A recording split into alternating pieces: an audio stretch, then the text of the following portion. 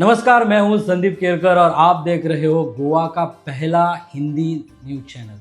और monsoon session चल रहा है गोवा में और आज मानसून सेशन में बहुत से चीज़ें हमने देखी। सबसे पहले माइकल लोबो ने शुरुआत की अपने क्वेश्चन से। अपना प्रश्न जो था माइकल लोबो का वो टूरिज़्म डिपार्टमेंट पे क्वेश्चन था। जो रोहन खौटे एमएलए परवरी के हैं, वो टूरिज़्म डिपार्टमेंट के मिनिस्टर है और उनको क्वेश्चन था कि टूरिस्ट गोवा में बहुत डिक्लाइन हो रहे हैं, स्पेशली इंटरनेशनल टूरिस्ट। उस पर उन्होंने फिगर्स भी दिए। जो फिगर्स उनको टूरिज़्म मिनिस्टर ने जो दिए थे, मतलब डिपार्टमेंट ने जो दिए थे, वो फिगर उनका कहना है कि वो फिगर्स गलत है, क्योंकि जो टूरिस्ट कोविड के टाइम पे आए थे 2023, वो टूरिस्ट नहीं थे, वो गोवंस थे जो सेटल्ड यूके में या बाहर के जो कंट्रीज़ में वो सेटल थे और वहाँ से वो गोवा में आए थे। उस पर बहुत सी डिबेट हुई, लेकिन मिनिस्टर ने उनको जवाब दिया कि we consider only 75% of the flights. जो फ्लाइट्स आ रहे वहाँ के 75%, 25% भी anyways don't consider. Jeet Arolkar ने भी इस पे पूछा कि आप जो रोडवेज और वाटरवेज से जो भी लोग आते हैं उनके बारे में क्या राय है। तो उन्होंने बोला वहाँ पे भी हम 15% माइनस करते हैं, जो भी हमारा काउंट है, और उसके बाद हम टूरिस्ट कंसिडर करते हैं। तो टूरिज़्म मिनिस्टर के हिसाब से already tourist has grown as per that, क्योंकि कोविड में पूरा देश और पूरा वर्ल्ड ही आपने देखा था कि टूरिज़्म बहुत कम था। लेकिन उसके ऊपर अगर हम बहस करते हैं तो tourist already he says it's growth, but Michael disagreed. तो बीजेपी के ही दो नेता इस क्वेश्चंस पे आमने सामने हुए और उसका डेटा टूरिज़्म डिपार्टमेंट ने बोला कि I will table the data on the house, और उसके बाद डिस्कशन हुआ। एक उस पर जानकारी मिली कि जो डेटा था वो डेटा कंट्री वाइज डिवाइडेड नहीं था, इसके लिए भी कन्फ्यूजन था। और जो चंद्रकांत शेट्टी बिचौली के एमएलए हैं, उन्होंने बोला कि ये डेटा आगे से हमें कंट्री वाइज डिवाइड करके दे दो, तो हमें पता चलेगा कि कितने टूरिस्ट कहाँ से आ रहे हैं। अपोजिशन लीडर ने भी बोला कि आप रोड शो जो करते हो आउट ऑफ गोवा जाके अलग अलग देशों में, तो उस रोड शो से कितने टूरिस्ट गोवा में आते हैं उसका भी हमें डेटा चाहिए, क्योंकि वो जो एक्सपेंडिचर है, करोड़ों का जो पैसा गोवा गवर्नमेंट खर्च कर रही है, उससे टूरिस्ट कितने कन्वर्जन्स हो रहे हैं, इसके बारे में भी डिस्कशन हुआ। आगे चल के माइकल लोबो ने और एक डिमांड किया कि वीज़ा ऑन अराइवल इसका प्रोविज़न गोवा गवर्नमेंट ने करना चाहिए, क्योंकि Goa government visa on arrival है, लेकिन यूरोपियन कंट्रीज़ में भी, मतलब यूरोपियन कंट्रीज़ के जो टूरिस्ट आते हैं उनके लिए ये फैसिलिटीज़ देना बहुत ज़रूरी है, क्योंकि वहाँ से टूरिस्ट ज़्यादा आने के चांसेस है। रोहन खौटे ने बोला है कि हमने नेशनल सेंट्रल गवर्नमेंट के लिए ये हमने ऑलरेडी सीएम के साथ सेंट्रल गवर्नमेंट से ये ऑलरेडी जानकारी दी है कि इसको करना है। लेकिन माइकल ने बोला कि delegation of all coastal belt MLAs है, उनको सबको आप लेके चलिए। हम सेंट्रल गवर्नमेंट से इसकी सिफारिश करते हैं कि visa on arrival is needed which will boost bigger way tourist in Goa. तो इसके बारे में भी डिस्कशन हुआ, which has agreed by minister Rohan Khaunte. देखते हैं कि आगे इसका डेलीगेशन गोवा से चलता है, जाता है या नहीं जाता है। एक बड़ा डिस्कशन हंगामा जो हुआ वो इशू था लैंड ग्रैबिंग का एलिगेशन, जो कार्लोस फेरेरा जो अल्दोना के एमएलए हैं, उन्होंने इस पे रेस किया। नीलेश काब्राल ने ये इशू निकाला था कि कार्लोस फेरेरा जो एमएलए हैं, उन्होंने एक वीडियो किया और वीडियो ये पूरी दुनिया में वायरल हुआ कि Goa government is trying to grab the land of people who are not settled here, और जिसके भी प्रॉपर्टीज़ यहाँ पे है उस पर गोवा गवर्नमेंट कब्जा करेगी क्या। तो ये एक कॉलिंग अटेंशन था, एक नीलेश काब्राल ने उठाया और इसके ऊपर बहुत सी चर्चा हुई। और उसके बाद सीएम भी इस पर भड़क गए कि ये आप एलिगेशन नहीं कर सकते गोवा गवर्नमेंट के ऊपर और इसको एक्सपंज किया जाए। लेकिन स्पीकर ने ऐसा कुछ नहीं कहा और इस पर बहुत सी दोनों भिड़े, जैसे सीएम ने बोला कि आपको अगर चाहिए तो आप कोर्ट में भी जा सकते हो और इसके ऊपर ऑफिशियली भी आप केस फाइल कर सकते हो, लेकिन उसका आउटपुट कुछ नहीं मिला और वहीं पे ब्रेक हो गया। और ब्रेक के बाद फिर से आफ्टर लंच डिस्कशन जारी रहा इस पर, लेकिन फिर भी कार्लोस को इसका क्लैरिफिकेशन देने के लिए नहीं मिला। CM was very strict on it कि we cannot accept this type of videos, you have to delete this video. लेकिन कार्लोस ने, मुझे नहीं लगता है कि उन्होंने डिलीट भी कर दिया है। और कॉलिंग अटेंशन में बहुत सारी चीज़ें सामने आई, जैसे वेंजी ने एक इशू बोला कि सॉइल इरोजन हो रहा है, सी वाटर के लिए जो सैंड इरोजन हो रहा है वो साउथ गोवा में बेनावली, कासावली, कोलवा, इन जगहों पे सैंड इरोजन हो रहा है और वहाँ पे बहुत चिंताजनक बात है। अगर ये सैंड इरोजन कंटिन्यू रहा तो पानी रास्ते तक पहुँच जाएगा और sea water level will increase. So it is noted again. दाजी सरकार हैज़ ऑल्सो सेड कि वेक्टर बोर्न डिसीजेज वास्को में बहुत हो रहा है, तो उसके लिए भी health minister has said we have noted we will work on it, because typhoid के केसेस भी गोवा में बढ़ रहे हैं। फिर Yuri Alemao said garbage, road side garbage, पूरी दुनिया को पता है कि रोड साइड गार्बेज नहीं फेंकना चाहिए, और as a touristic place we have to take this on priority. So Yuri Alemao has requested कि गार्बेज जो रोड साइड हाईवे के साइड पे है उसको जल्द से जल्द गवर्नमेंट ने हटाना चाहिए। दिगंबर कामत ने भी बहुत बड़ा मुद्दा उठाया, rent a cab, again tourist related thing. Rent a cab, जहां उसका परमिशन दिया जाता है वहीं पे उसका ऑफिस होना चाहिए, ना कि आप परमिशन एक जगह पे लेते हो और ऑफिस दूसरी जगह पे होती है। वास्को में मड़गांव में जो हॉस्पिटल है, उस हॉस्पिटल के बाहर, Victor hospital if I am not mistaken, उसके बाहर गाड़ियां बहुत सी रेंट अ कैब की रुकती है, हालांकि उनको परमिशन वहाँ पे नहीं है, उनका एड्रेस और किसी जगह पे है और गाड़ियाँ वहाँ रुक रहे हैं, तो हॉस्पिटल को भी ये दिक्कत हो रही है। लेकिन this is happening all over Goa, which is admitted by transport minister Mauvin Godinho, और मोविन गुदिनो ने कहा है कि इस पर सख्त कार्रवाई हमारे डिपार्टमेंट करेगी। कॉलिंग अटेंशन में बहुत सारी चीज़ें इस तरह के डिस्कशन के लिए आई है। उसके बाद पूरा दिन डिस्कशन रहा, सब ने अपना अपना जो आज कल का जो टॉपिक था सोशल वेलफेयर डिपार्टमेंट या डिसेबिलिटी का person with disability department, archives and archaeology department, वहाँ पे एल्टन ने भी बोला कि सेंट एंथोनी चर्च जो है वहाँ उसका रिनोवेशन पेंडिंग है, 3-4 सालों से फॉलोअप हो रहा है। आर्काइव्स एंड आर्कोलॉजी डिपार्टमेंट अपने कॉन्स्टिट्यूएंसी कैफे में है, उसका जब से इनॉग्रेट हुआ है उसके बाद उसका ओपनिंग ही नहीं हुआ, वहाँ पे काम ही नहीं चल रहा है। सो ऐसे बहुत सारी चीज़ें दोनों पक्षों ने रखी। एक चीज़ यहाँ पे मैं बोलना चाहूँगा कि इस बार असेंबली में देखा गया कि अपने ही बीजेपी के ही एमएलए, बीजेपी के ही मिनिस्टर पे बहुत से क्वेश्चन उन्होंने उठाए, लेकिन it is very genuine question, लेकिन उनका तालमेल नहीं लगता है, क्योंकि BJP MLA like Michael Lobo has asked question to tourism minister, Nilesh Cabral has question to fisheries minister, फिर सुभाष फरदेसाई को Govind Gaude has asked question to Subhash Phaldesai. So उसमें पता चलता है कि इनके बीच कोऑर्डिनेशन कहीं पे भी नहीं है, लेकिन उन्होंने बहुत जेन्युइन क्वेश्चंस इस बार उठाए। अभी ये क्वेश्चन के बाद Subhash Phaldesai suppose to answer for this, तो सुभाष फरदेसाई शाम इवनिंग टाइम में क्वेश्चन और बहुत लेट चला, उसके बाद असेंबली सेशन भी बहुत लेट चला। रिप्लाई जब सुभाष फरदेसाई ने दिया तो ये रिप्लाई था, डिमांड्स कंटिन्यूसली थे, वो डिमांड पे रिप्लाई देने के लिए सुभाष फरदेसाई खड़े थे, और डिमांड के बाद ख़त्म, जब डिमांड्स का डिस्कशन जब ख़त्म हुआ उसके बाद सुभाष फरदेसाई खड़े रहे, उन्होंने बहुत सारी चीज़ें बताई। सबसे पहले उन्होंने कहा कि Chandor village has declared as a heritage village, it's a big decision which Subhash Phaldesai has done, so we hope that it becomes a touristic village. तो वहाँ जब भी टूरिस्ट गोवा में आए तो हमें लगता है कि tourist has to reach to that Chandor village. अभी हेरिटेज विलेज उन्होंने डेफिनेटली किया है, लेकिन वहाँ पे डेवलपमेंट किस हिसाब से जाएगा that has to be seen, क्योंकि हेरिटेज पॉलिसी बनाई गई है, और हेरिटेज पॉलिसी जो विजय सरदेसाई ने डिमांड किया था कि हेरिटेज पॉलिसी बननी चाहिए, उसके ऊपर गवर्नमेंट ने कंसिडर करके आज हेरिटेज पॉलिसी बनी हुई है, और एक कमिटी भी निकाली सुभाष फरदेसाई ने कि heritage policy, how heritage policy should be, और वहाँ पे कौन सी चीज़ें कंसिडर करनी चाहिए, उसके बारे में भी डिस्कशन हुआ।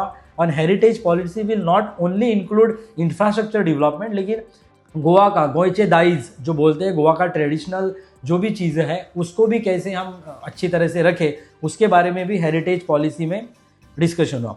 कट मोशन भी मूव हुआ, सबका सपोर्ट भी सुभाष ने मांगा, वहाँ पे जो जो लोगों ने क्वेरीज निकाली उसके आंसर्स भी Subhash has given. Archaeology department भी उनके Subhash Phaldesai is the minister for archaeology, archives and archaeology department. Saint Anthony church, एल्टन जो केपे के एमएलए हैं, उन्होंने उनके सेंट एंटोनी चैपल के बारे में बात किया, वहाँ पे रिनोवेशन की डिमांड की, 3 साल से वो पेंडिंग है, तो उसके लिए भी सीएम भी खड़े होकर सीएम ने भी उनको बोला कि हम ये जल्दी से जल्दी करेंगे। फिर विडो महिला जो है गोवा के, उनको 21 ईयर्स तक जिनके बच्चे हैं तब तक उनको महीने 4,000 रुपीज़ पर मंथ उनको दिया जाएगा, और उनका इनकम 1.5 लाख से ज़्यादा होना नहीं चाहिए yearly, that is also declared. GMC में जब पर्पल फेस्ट गोवा में था तभी जीएमसी में प्रधानमंत्री दिव्यांग योजना इसके अंतर्गत एक ऑफिस सेटअप किया था, और वहाँ पे दिव्यांग लोगों के लिए फैसिलिटीज़ डेवलप की थी। तो पर्पल फेस्ट अब तक till date the purple fest started अब तक 14,400 लोगों को यहाँ पे बेनिफिट्स मिले हैं, which is a very good number. And this is the first time after international purple fest हुआ और गोवा में ये ऑफिस किया गया और इनको फैसिलिटीज़ मिली। 3,500 पीपल लोगों को device for person with disability और व्हील चेयर्स दिए गए थे। This is what Subhash Phaldesai said. Drugs deduction camp, इसके बारे में भी सुभाष फरदेसाई बोले कि वेरियस जगहों पे, वेरियस कॉलेजेस पे social welfare department is working on drugs deduction camp.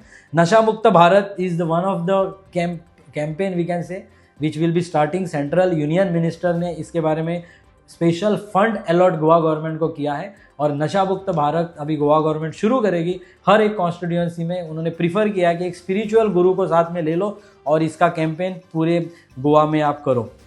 उसके बाद मुख्यमंत्री देव दर्शन यात्रा, this is also one of the scheme जो सोशल वेलफेयर डिपार्टमेंट ने बोला कि इस बार 3 करोड़ 69 लाख का पैसा इस साल उन्होंने स्पेंड किया है।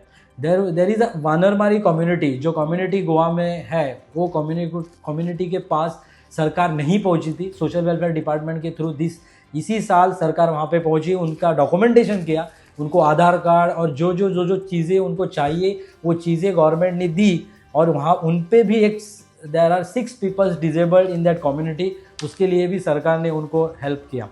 सो 50 एम्प्लॉयज़ एक बहुत बड़ी चीज़ है जो सोशल वेलफेयर डिपार्टमेंट के लोग, सोशल वेलफेयर के पास बहुत स्कीम है, the department is known for schemes. तो ये स्कीम ऑर्गन डोनेशन स्कीम, जब भी इसका कैंप लग रहा था तो लोग उतने तादाद से ये कैंप पे नहीं आ रहे थे। So department itself, employees of social welfare department 50 employ ने खुद ऑर्गन डोनेशन का फॉर्म भरा है। It is a good thing which department has done और 50 people have boosted themselves to donate their organs with this organ donation camp. उसके आगे हम अगर जाते हैं तो सुभाष फरदेसाई ने और एक चीज़ बताई जो DBT मतलब डायरेक्ट बेनिफिट ट्रांसफ़र। इसके आगे the government department will work on direct benefit transfer. जो सीनियर सिटीजन है या विडो अपनी महिला है या स्टूडेंट्स है, जो भी स्कीम्स को अप्लाई करते हैं उनको ऑफिस आना पड़ता है, डिपार्टमेंट में आना पड़ता है, फिर बैंकों में जाना पड़ता है। तो ये सब आगे से बंद होगा क्योंकि DBT जो स्कीम है उसकी मतलब वो जो फैसिलिटीज़ है उसके साथ डायरेक्ट बेनिफिट ट्रांसफ़र आपके अकाउंट में आएगा और वहीं पे आपको मैसेज भी मिलेगा कि आपके अकाउंट में ये स्कीम पहुंच गई है। So it's a very good scheme, digitalization if it is done properly through the government. फिर डिमांड पे बात करते करते पर्सन विद डिसेबिलिटी पे जब पहुँचे तभी पैरा स्विमिंग, ओलंपिक स्विमिंग जो गोवा में हुआ था उसके बारे में सुभाष फरदेसाई ने अच्छी बात बोली कि पैरा ओलंपिक्स जो यहाँ पे जो टूर्नामेंट हुआ था उसके बाद जितने स्विमिंग पूल्स थे गोवा में वो पर्सन विद डिसेबिलिटी एक्सेसिबिलिटी हुई। तो ये one of the thing is participation, लेकिन एक्सेसिबल करना, जितने गोवा में बहुत सारे बिल्डिंग्स है अभी भी accessible for person with disability नहीं है, लेकिन पर्पल फेस्ट के दौरान ये सब जितना भी इंफ्रास्ट्रक्चर है गोवा में, at least Panaji as a city has to be access for person with disability और ये चीज़ों के लिए अभी फैसिलिटीज़ बन रही है।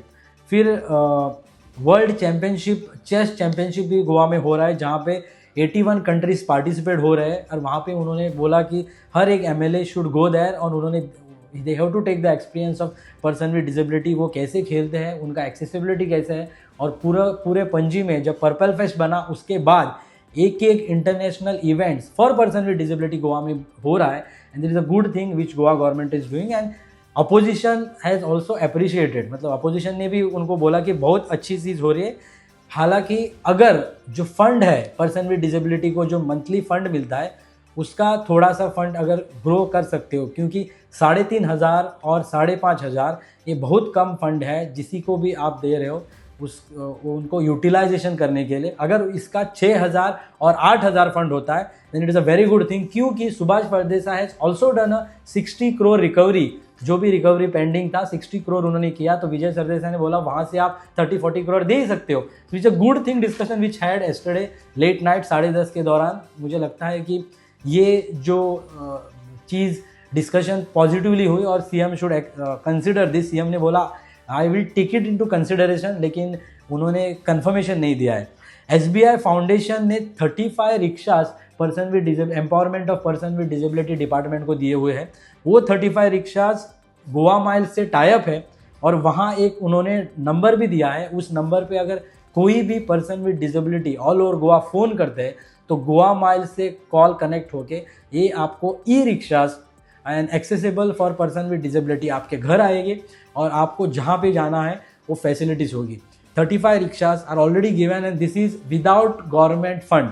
इसको SBI फाउंडेशन ने फंड किया है और SBI फाउंडेशन है spent already money and 35 rickshaws already government के पास है, which is again a good thing. मुझे लगता है कि पर्सन विद डिसेबिलिटीज़ हमारे भाई बहन हैं, उन्होंने ये एक्सेसिबिलिटी लेना ज़रूरी है and they can walk with this.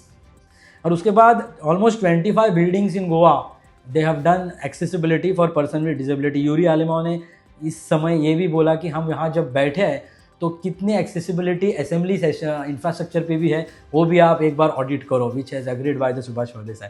इसके आगे अगर हम चलते हैं तो ऑलमोस्ट रिप्लाइज थे कंसिडर किए, लेकिन फिर भी जब भी ये मुद्दा आया कि कट मोशन आप पीछे लो और ये जो फंड है वो फंड आप ग्रो करो, तभी इस डिस्कशन में उन्होंने पीछे नहीं लिया। फिर डिवीजन ऑफ वोट्स हुआ और डिवीजन ऑफ वोट्स में definitely ruling are in big number. So 22 and 6 Vijay Sardesai तब तक जा चुके थे असेंबली सेशन से, तो 26/6 और definitely ruling has gone towards ruling BJP. और इसी के साथ फिर नेक्स्ट था बिल अमेंडमेंट लाने का, जो नीलकंठ हड़नकर जो फैक्ट्रीज एंड बॉयलर्स के मिनिस्टर हैं उन्होंने ये बिल लाया। और जो 9 आवर्स का जो टाइम शेड्यूल था, duration of working 9 hours duty factories में, वो 8 hours duty has shifted to 9 hours duty और 9 आवर्स ड्यूटी जो था शिफ्टेड टू 10 आवर्स ड्यूटी। अभी ये ऑलरेडी जब ऑब्जेक्शन लाया अपोजिशन लीडर ने तो ऑलरेडी नीलेश काब्राल ने उनको बोला कि कर्नाटका, महाराष्ट्र और other states have already adopted this duty hours, तो आप ये देखो कैसे कर सकते हैं। लेकिन कार्लोस जो MLA थे, एडवोकेट भी है, उन्होंने बोला कि this is a central government act labour law, you cannot change it in Goa government act. तो उसके बाद CM ने रिप्लाई किया कि हम यहाँ पे बात कर रहे हैं, लेकिन we will send this to president Rashtrapati Bhavan और वहाँ से जब मंजूरी मिलेगी तभी ये एक्ट इम्प्लीमेंट होगा। तो गोवा के लोगों के लिए बोलना चाहता हूँ कि this is not right now on your head, क्योंकि ये अभी एक्ट अमेंड किया है और 9 आवर्स ड्यूटी होती भी है तो भी 48 hours should not be increase for within a week. So you have 2 weeks holiday also if it is 9 hours duty. So there is a objection, there is a still you have this option that 9 hours duty या 10 hour duty अगर बोलते भी है तो ये क्यों है, आपको उसके हॉलीडेज भी मिलते हैं। तो ये डिटेल्स आप राष्ट्र टीवी पे देख सकते हो, इस पे ऑलरेडी हमने ट्वीट्स और रील्स और वीडियोस बनाए हैं। लेकिन it is a good discussion which had on monsoon session, मुझे लगता है कि Day 4। So will keep updating this कि मानसून सेशन अभी भी चल रहा है, 15 दिन का सेशन है, 4000 क्वेश्चंस इसमें ऑलरेडी आ चुके हैं, 3500 ओरल आंसर्स इसमें हैं। तो आपके जो भी क्वेश्चंस हैं आप राष्ट्र टीवी को भेज सकते हैं। हम पूरी अपनी मेहनत से ये सब क्वेश्चंस जिस मिनिस्टर को पहुंचाना चाहिए वो पहुंचाएंगे और उनका फीडबैक आप तक पहुंचाएंगे। आप देखते रहिए गोवा का पहला हिंदी नेशनल चैनल राष्ट्र टीवी।